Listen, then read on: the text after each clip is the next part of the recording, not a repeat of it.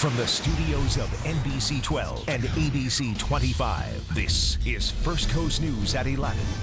Good evening. First tonight at 11, he was hit while riding his bike and left on the side of the road to die. We're talking about 23-year-old Bryan Wrigley, who was an avid cyclist. 6 years later, the person who hit him has still not been captured. Katie Jeffries has more on what deputies are asking from you to help solve this cold case. Just 2 lanes, a quiet stretch of road, often only filled with just local traffic, along County Road 214 in St. Augustine. But on the side sits a reminder that a young life ended here. And I want him to see. I want him to see my son's name and see what he did. The ongoing nightmare for Bryan Wrigley's mother began on April 13, 2011. It was on a Wednesday night, and that's when my life changed forever. On patrol that day was Detective Jose Jimenez with the St. Johns County Sheriff's Office. We received a 911 call reporting of a body in a ditch. Initially, he thought it might be a homicide, but this is what he saw when he arrived at the scene. Bike parts all over the road, a truck's bumper nearby. Just looking at the scene, you can tell that it was a hit-and-run traffic crash. Detective Jimenez believes the vehicle was traveling westbound and Bryan was traveling eastbound on County Road 214. Closest to the edge of the road, the vehicle actually swerved into him. And notice what isn't in these photos. No skid marks, nothing indicating the driver stopped or even slowed down after hitting Bryan.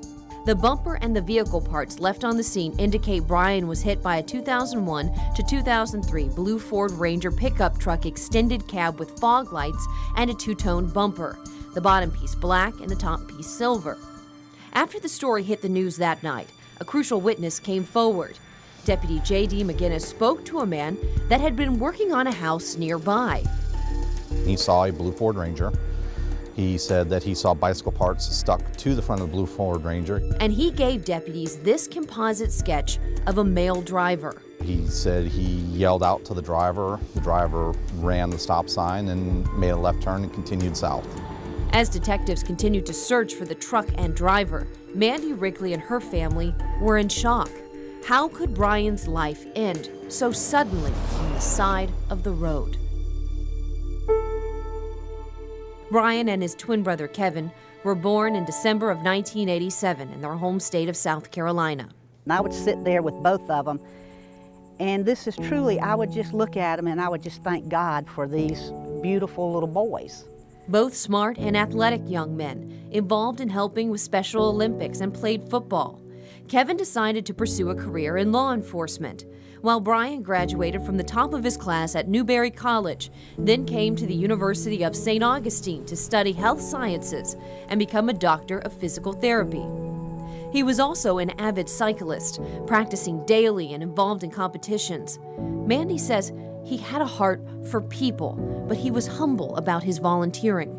He didn't want you to know. That's the reason if you ask him anything, what he was doing or where he'd been, well, somewhere over the rainbow. And that is why his memorial bike is covered in rainbow ribbons.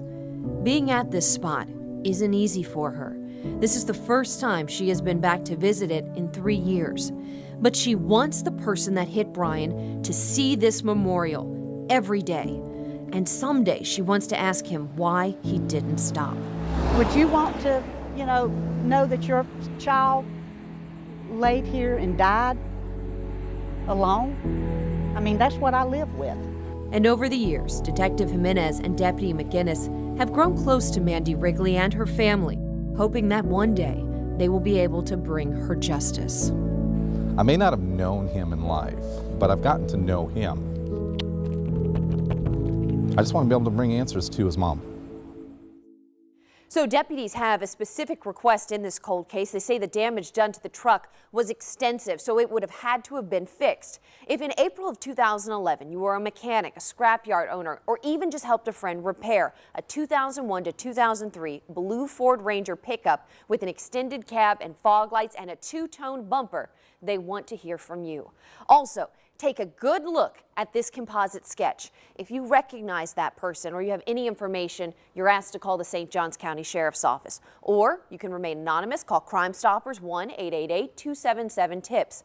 There is a reward of up to $10,000 in this case.